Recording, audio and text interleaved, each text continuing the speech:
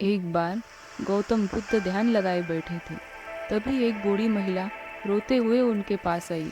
उस महिला की बुद्ध पर बहुत श्रद्धा थी। उस महिला के पुत्र की मृत्यु हो गई थी।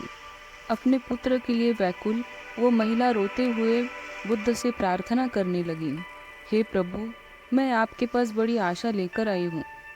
मैं जानती हूँ आपके लिए कुछ भी असंभव नहीं है और आप परम ज्ञानी हैं।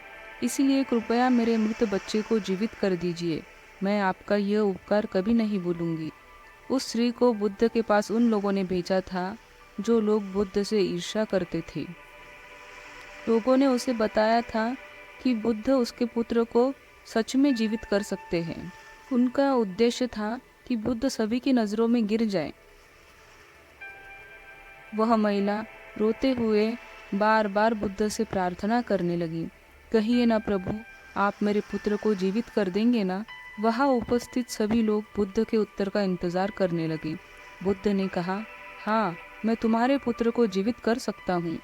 बुद्ध की ये बात सुनकर वहाँ उपस्थित सभी लोग चौंक गए और वो स्त्री बहुत प्रसन्न हो गई। बुद्ध ने कहा, परंतु तुम्हें एक कार्य करना होगा।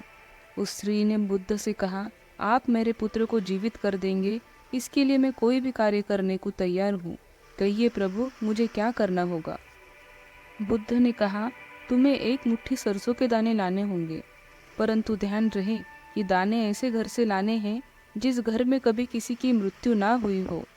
वह स्त्री उसी क्षण सरसों के दाने लाने के लिए निकल पड़ी।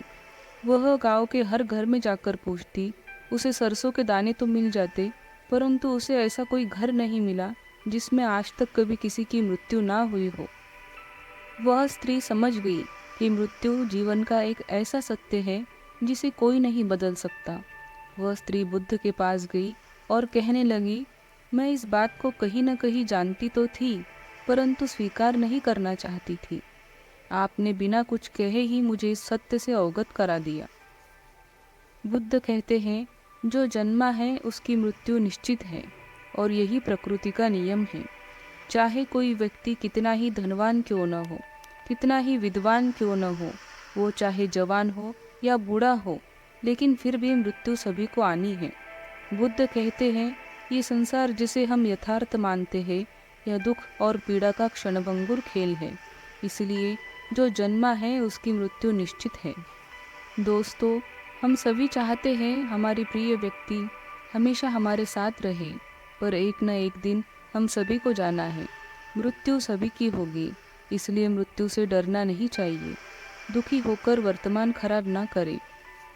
अपना जीवन व्यर्थ चिंता में मत गवाइए। जीवन का हर पल खुशी और आनंद से जिए। दोस्तों, ये कहानी अगर आपको पसंद आई तो एक लाइक, शेयर और सब्सक्राइब ज़रूर कीजिए।